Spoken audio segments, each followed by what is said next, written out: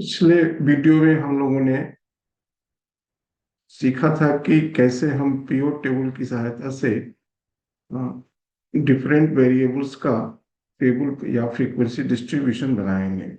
और उसमें हम लोगों ने ये एग्जांपल लिया था कि हम लोगों के पास एक डेटा सेट है, जो कि हम लोग शुरू से इस डेटा सेट पे काम कर रहे हैं, कुछ क्वालिटेटिव कुछ क्वांटिटेटिव वेरिएबल का।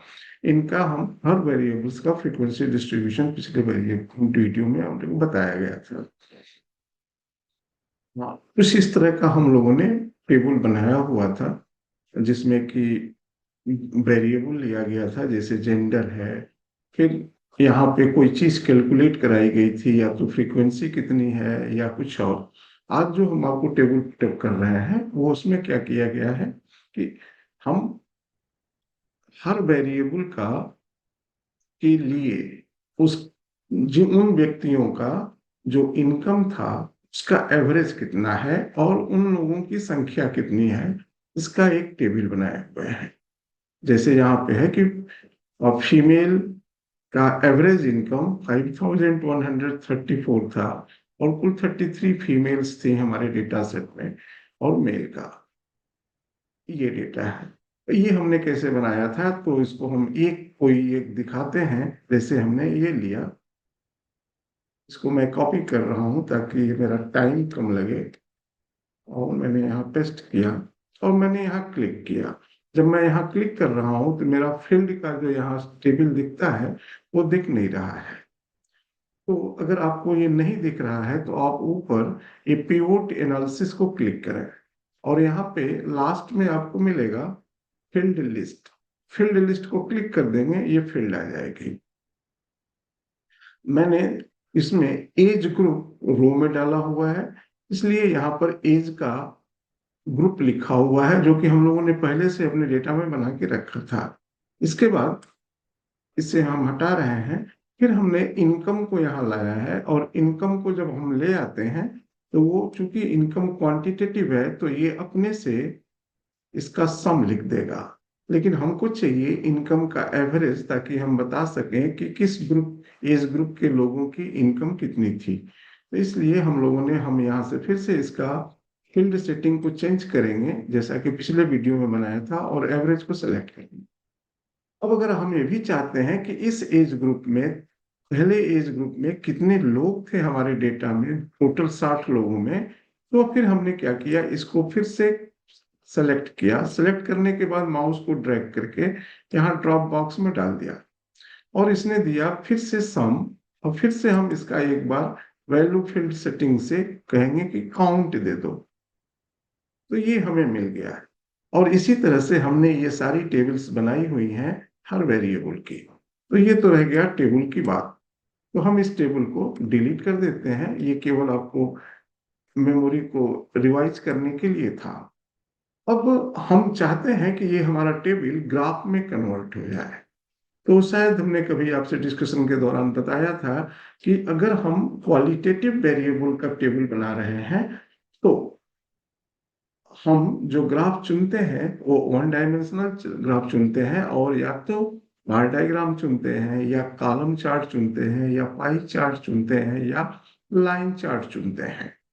तो जैसे ये हमारा जेंडर का डिस्ट्रीब्यूशन दिखा रहा है, जेंडर के अकॉर्डिंग इनकम बताया गया है। तो हम इसमें एक्स एक्सिस पर जेंडर रखेंगे, वाई एक्सिस पर इनकम रखेंगे। इसको करने के लिए हम करेंगे क्या कि अपना कर्सर इस टेबल की एरिया के बाहर रखेंगे, इंसर्ट में जाएंगे। इंसर्ट में जब जाएंगे तो एक चार्ट का बॉक्स है यहाँ आपको मिलेगा। इस चार्ट के बॉक्स में आप ये जो बार टाइप का फिगर दिख रहा है, इसे क्लिक करते हैं, और इसमें से ये पहला फिगर क्लिक कर लें, तो आपको एक ब्लैंक चार्ट एरिया आ जाएगी। इस ब्लैंक चार्ट एरिया में आप राइट क्लिक करें माउस को, और यहाँ आपको मिलेगा राइट क्लिक करने पर सेलेक्ट डेटा। सेलेक्ट डेटा आपको जब मिलेगा, तो इसमें आपको केवल एक बटन एक्टिव दिखेगा, वो होगा ऐड का, तो आप ऐड क्लिक करें। जब आप ऐड क्लिक करेंगे तो आपको दो स्ट्रिप्स दिखेंगी, एक पर लिखा होगा सीरीज नेम, और दूसरे पर लिखा होगा सीरीज वैल्यू।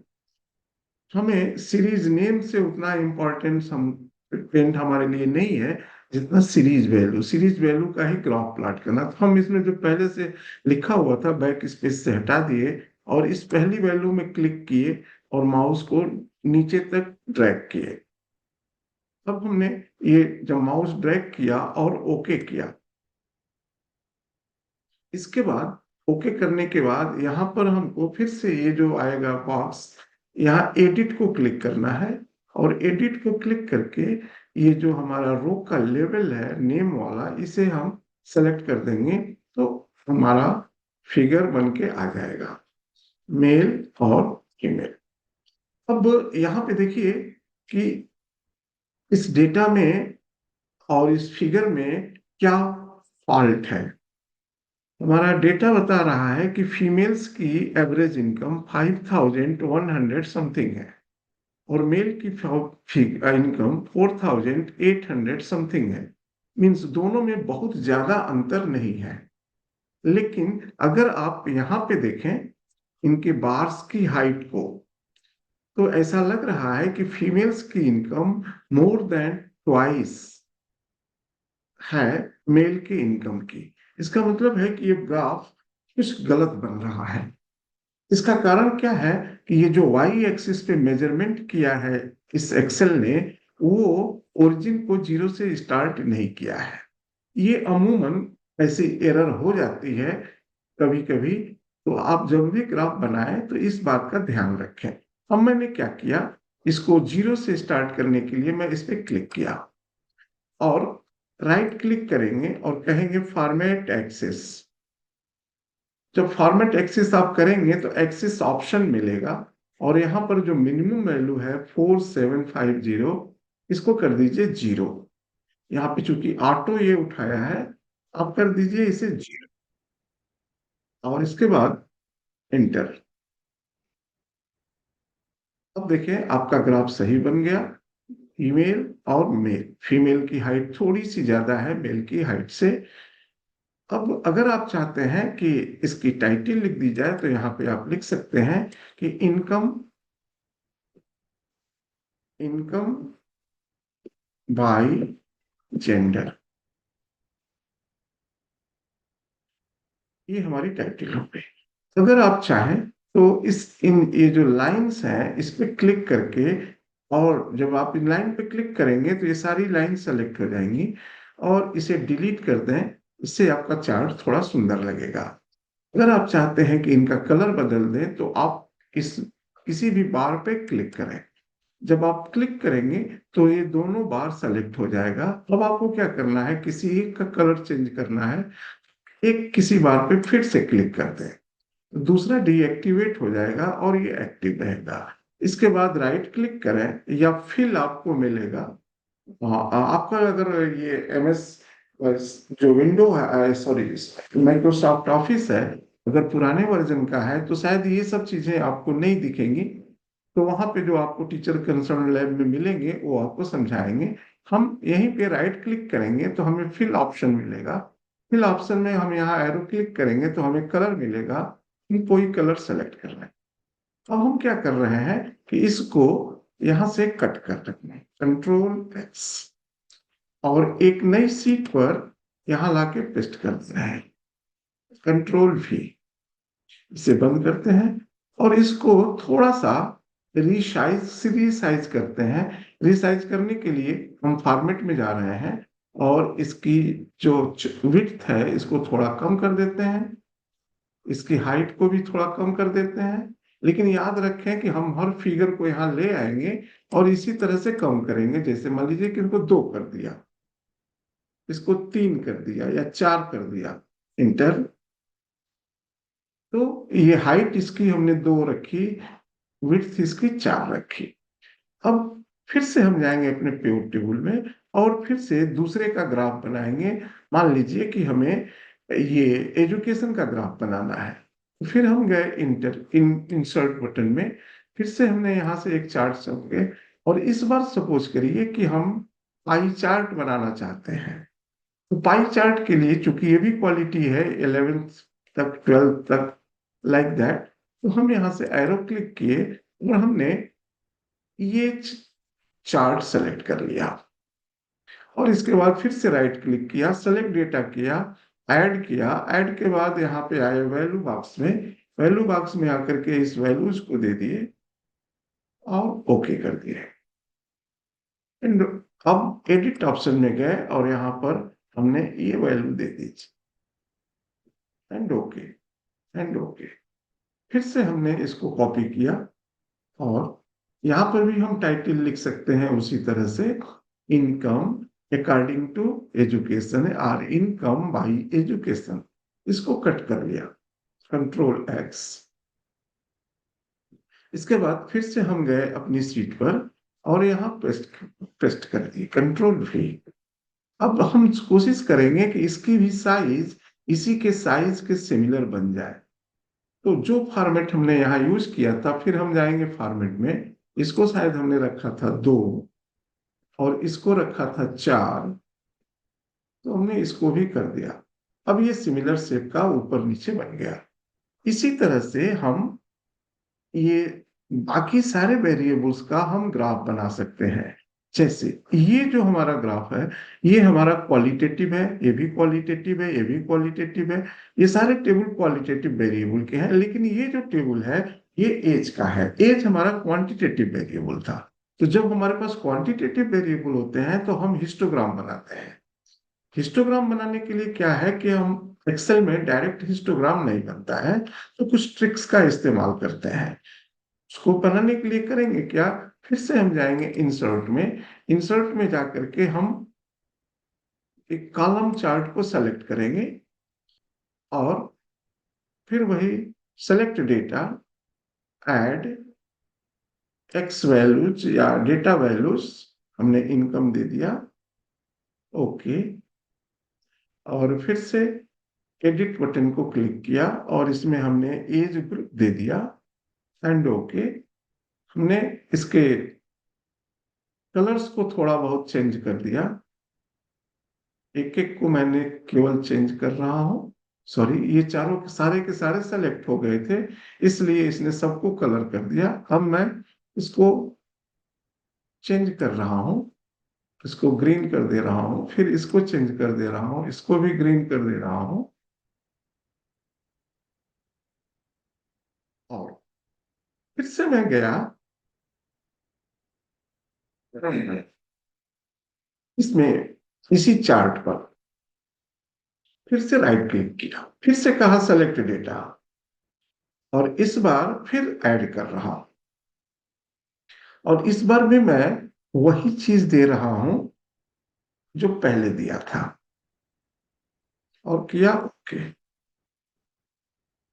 यहां पर फिर से हम वही एज इंटरवल दे दिए, ओके, एंड देन ओके। अब हमने क्या किया, इस वाले जो दूसरा बार जो दिया था वो ये वाले रेड वाले हैं, इनके किसी बार पे क्लिक किया। क्लिक करने के बाद राइट क्लिक किया। राइट क्लिक करने के बाद हमने सेलेक्ट किया चेंज सीरीज चार्ट टाइप। अब जब हम करेंगे तो हमारे पास ये पूरा की पूरी लिस्ट आ जाएगी। इसमें हम लाइन को सेलेक्ट करेंगे और यहां से किया ओके। अब ये लाइन चार्ट हमारा आ गया, लेकिन हमारा पिछला चार्ट गायब हो गया। तो हम जिसे जरा कंट्रोल जेड करते हैं, फिर से देखते हैं क्या एरर हुआ है। हाँ, पहले काम हम ये करेंगे, इसको लाने के पहले कंट्रोल जेड, हम इन सबको सेलेक्ट कर लिए, राइट क्लिक किए। राइट क्लिक करने के बाद हम कहेंगे फॉर्मेट डेटा सीरीज। जब फॉर्मेट डेटा सीरीज हम क्लिक करेंगे, इसमें आएगा गैप विड्थ। इस गैप विड्थ को 0 पर ला देंगे, तो ये सब हिस्टोग्राम के जैसे दिखने लगेंगे। इसके पहले तक ये बार डायग्राम। अब मैंने ये हिस्टोग्राम बना लिया, फिर से हम इसमें इंसर्ट करने जा रहे हैं वो डेटा जो पिछली बार हमने किया था, सफल नहीं हुए थे जो हम चाहते थे, सेलेक्ट डेटा। और फिर अब हम ऐड कर रहे हैं और इस बार हमने फिर से यही सेलेक्ट कर लिया and okay, edit age group, okay, and okay. अब मैंने इस बार पे क्लिक किया, राइट क्लिक किया, चेंज सीरीज चार्ट टाइप, और हमने लाइन क्लिक कर लिया और किया ओके। देखिए, ये हर के ऊपर एक लाइन बन के आ गई। अब इसे हम लोग कहते हैं फ्रीक्वेंसी पॉलीगॉन, और ये जो बॉक्स बन रहा है इसे कहते हैं फ्रीक्वेंसी, सॉरी, हिस्टोग्राम। तो हिस्टोग्राम के मिड अपर बार्स के मिड पॉइंट को जब हम मिलाते हैं 1 by 1, तो हम पॉलीगॉन बनाते हैं। तो मैंने इसको ही कॉपी कर लिया, कंट्रोल एक्स से कट कर लिया, और जो अभी सीट बनाई थी यहाँ लाके इसको भी एडजस्ट कर लिया। और इस तरह से हम जितने भी हमारे टेबल्स थे सबका हम कोई ना कोई ग्राफ बना सकते हैं। जैसे हम यहाँ पे रखे हुए हैं सारे ग्राफ बना करके, income of respondents by gender, income of respondent by marital status, like that. तो इतने ग्राफ आप बना करके सबको एक साथ सेट कर सकते हैं। मान लीजिए कि आपने, फिर से मैं इस सीट पे चल रहा हूं, कि आपने ये बनाया, हम जो अभी आपको डिस्प्ले दिखाए हैं इसमें देखिए कहीं पर भी हमें एक्सेल की वो लाइंस नहीं दिख रही है क्रॉस वाली। तो हमने किया क्या है कि जब ये हमारा बन गया था सारे के सारे, तो हमने फिर यहां से क्लिक किया और मैं गया व्यू पे। जब हम व्यू पे जाते हैं तो शो मिलता है हमको। इस शो में हमने कहा था ग्रिड लाइन को अनटिक कर दिया था। तो ये पूरा मेरा पूरा सीट बिना ग्रिडिंग के हो गया, प्लेन हो गया। इसके बाद हमने एक और चीज क्लिक कर दिया था कि हेडिंग्स मत दिखाओ। हेडिंग्स का मतलब होता है एबीसीडी नहीं दिखाएगा, एबीसीडी भी गायब हो गया। अब इस तरह से जब आप एक फिगर बनाएंगे तो सारे फिगर आपके एक साथ आ जाएंगे। अब इसके बाद हम चाहते हैं कि इस फिगर को, ये जो फिगर हमारा है, इस फिगर को हम डिफरेंट एंगल से देखें। जैसे यदि हमें ये फिगर केवल फीमेल के लिए देखना है, ये केवल फीमेल का एज ग्रुप के अनुसार इनकम कितना था, फीमेल का उनके पसंद के अनुसार, उनकी पसंद क्या थी, इंटरेस्टेड कितने पर लोग थे, कितने जो फीमेल इंटरेस्टेड थी उनका इनकम कितना था, जो फीमेल एक्सट्रीमली इंटरेस्टेड थी उनका इनकम कितना था, जो फीमेल साउथ की थी उनका इनकम कितना था। इस तरह के बहुत सारी चीजों को हम यहाँ से जब सारे फिगर बना लेंगे तो देख सकते हैं। देखेंगे कब? जबकि हम स्लाइसर का उपयोग करेंगे। जैसे मैंने यहाँ पे स्लाइसर रखा हुआ है, मैं इन्हें डिलीट कर देता हूँ स्लाइसर्स को। सपोज करिए कि आपने सारे फिगर बना लिए, और सारे फिगर बना करके एक सीट पे रखा आपने, और अब आप चाहते हैं अब डिफरेंट एंगल से उनको देखना। तो जब आप डिफरेंट एंगल से आप देखेंगे, एक मिनट, एक कुछ सिलेक्शंस थे जो हमने इसमें किए हुए थे, ये इसको सेलेक्ट नहीं किया तो मैं सेलेक्ट करूं ताकि ये पूरा मेरा फिगर आ जाए। तो मैं सारे स्लाइसर्स को डिलीट कर दे रहा हूं।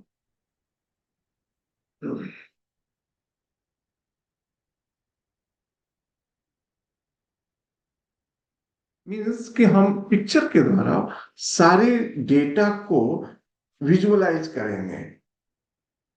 हाँ, अच्छा, एक चीज और यहाँ पे, जैसे कि ये वाले फिगर में एरर है, क्योंकि मैरिड और अनमैरिड के बीच में बहुत बड़ा गैप दिख रहा है। उसका भी कारण यही है जो मैंने शुरू में आपको बताया, क्योंकि ये जीरो से नहीं शुरू है। तो आप यहाँ पर भी क्लिक करके, राइट क्लिक करके, आप चाहें तो चेंज कर सकते हैं फॉर्मेट डेटा सीरीज।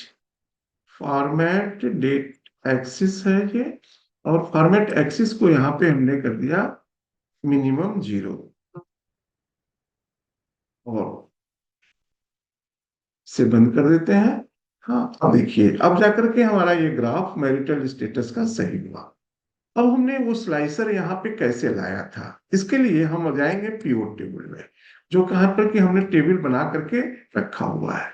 अब हम किसी भी टेबल में क्लिक कर दिए, पीओ टेबल ये आया, इसे बंद कर दिए। अब इसके बाद हम गए इंसर्ट में। इंसर्ट में जाकर के स्लाइसर पे क्लिक किए और ये स्लाइसर आ गया। सपोज करिए कि इसमें आप जेंडर पे बनाना चाहते हैं, तो आप जेंडर को क्लिक किए और ये फिर जैसा कि हम लोगों ने उस दिन किया था पिछले वीडियो में, इसे हम दो बटन पे रख रहे हैं, एक रो में दो कॉलम, और इसको मैंने साइड लाइन कर दिया यहाँ। फिर मैं चाहता हूं कि और भी किसी पर हम कमांड दे करके हम किसी और के रिस्ट्रिक्शन पर हम अपना फिगर विजुअलाइज करें। जैसे हम चाहते हैं कि हम रीजन के अकॉर्डिंग देखें, तो मैंने फिर से क्लिक किया यहाँ पर और फिर हम गए इंसर्ट में, फिर हम गए स्लाइसर में और इस बार हमने रीजन को सेलेक्ट कर लिया। रीजन ये है, क्लिक किया, ओके। अब ये रीजन के स्लाइसर आ गए, इनको भी हमने चार उस पे कर लिया एक साथ, और इसे थोड़ा छोटा कर लिया यहाँ से ड्रैग करके, इसे थोड़ा और स्ट्रेच किया तो ये साफ साफ दिखने लगे। एक और स्लाइसर मैं बनाना चाहता हूं जो लोगों की पसंद थी, प्रीफरेंस। तो मैंने फिर से वही चीज दोहराई, इंसर्ट देन स्लाइसर, और इंसर्ट सॉरी, ये हमें क्लिक नहीं किया हुआ है हमने कहीं टेबल में, और फिर से हम गए स्लाइसर पे और इसके बाद हमने प्रीफरेंस ले लिया। प्रीफरेंस प्रीफरेंस चूंकि बहुत लंबा लंबा वर्ड लिखा हुआ है और पांच बटन है, तो हम इसको हॉरिजेंटल नहीं करते हैं, वर्टिकल ही रहने देते हैं। तो मैंने क्या किया, यहां से जब बना लिया इनको, तो यहां से इसे कट किया, कंट्रोल एक्स, और अपनी इस सीट पर गए और यहां कर दिए पेस्ट। सर ये तो जो हमने आपको डेमो दिया था, ये मैंने पहले से बना रखा था। कंट्रोल भी, थोड़ा सा इसको इधर खिसकाए, फिर से मैं गया पीओ टेबल पे, जेंडर को भी कट कर लिया, कंट्रोल एक्स, फिर हम आए यहाँ, यहाँ पे कर दिए पेस्ट, कंट्रोल भी। अगेन तीसरा वाला जो बचा है इसको भी लाए, कंट्रोल एक्स, और फिर हम लाए सीट पे और कंट्रोल भी। इन्हें थोड़ा एडजस्ट कर लिए। एडजस्ट करने के लिए ये जितने भी फिगर हैं ये मूव करेंगे। मूव करने के लिए हम, ये आप कर्सर देख रहे हैं, ये क्रॉस टाइप का है, जो चारों साइड में इसके जब एंगल दिखेगा, एंगुलर एरो, तो ये मूव करने लगता है। दूसरे इस पे नहीं करेगा, जैसे अभी ये है। हाँ, अब मैं इसको इधर इधर कहीं भी रोटेट कर सकता हूँ। दूसरी चीज कि आप इनके बटन्स के कलर भी चाहो तो बदल सकते हैं। अब अगर आपने ये बटन मैंने प्रेस कर दिया, इसका मतलब है कि मेरा सारा फिगर अब पर्टिकुलर चीज को दिखा रहा है। इस चीज को दिखा रहा है, यहां पे दिखा रहा है कि एज के अकॉर्डिंग रिस्पोंडेंट्स की इनकम, इन रिस्पोंडेंट्स की जिन्होंने कैन नॉट से कहा था। यहां पर कह रहा है कि जिन्होंने कैन नॉट से कहा था, कैन नॉट से, शायद ये चेंज कर रहा है कि नहीं, मैंने लिंक नहीं किया है, केवल एक ही बदल रहा होगा। ओके, एक एरर हो गया हमसे यहाँ पर। वो एरर क्या हुआ है, मैं यहाँ से इनको फिर से कंट्रोल एक्स करता हूँ, इस पे लेके चलता हूँ, कंट्रोल भी, फिर से सीट 2 पे आए, सीट 2 पे कंट्रोल एक्स, पीओ टेबल में गए, कंट्रोल भी। मैंने लिंक नहीं किया था सेल्स को, ये चूक हो गई थी, तो मैं यहाँ से कंट्रोल एक्स, फिर से कंट्रोल भी। हो सकता है कि इसका कोई और भी तरीका हो जिससे कि ये काम लिंक करने का। मैंने यहाँ क्लिक किया, क्लिक करने के बाद हम स्लाइसर को क्लिक किए, स्लाइसर को क्लिक करने के बाद रिपोर्ट कनेक्शन क्लिक किए। अब इसमें हम लोगों ने जितने भी टेबल बनाए हैं सबका ये नाम है, मैं इसे सबको टिक कर दिया।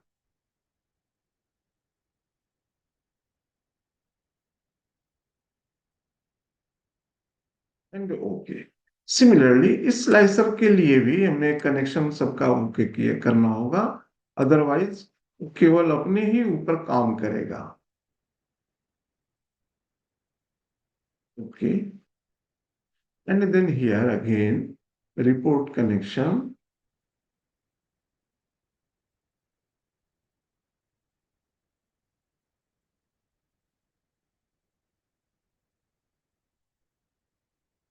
से इनको कट कर रहे हैं या कंट्रोल एक्स से तीनों एक साथ सेलेक्ट हो जाएगी। Very good.